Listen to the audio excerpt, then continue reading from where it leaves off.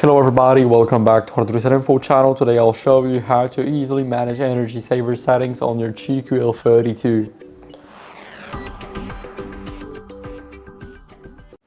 So first what we need to do is go over to the settings. So click all settings, now go to system, and here scroll a bit down until you guys see power and energy.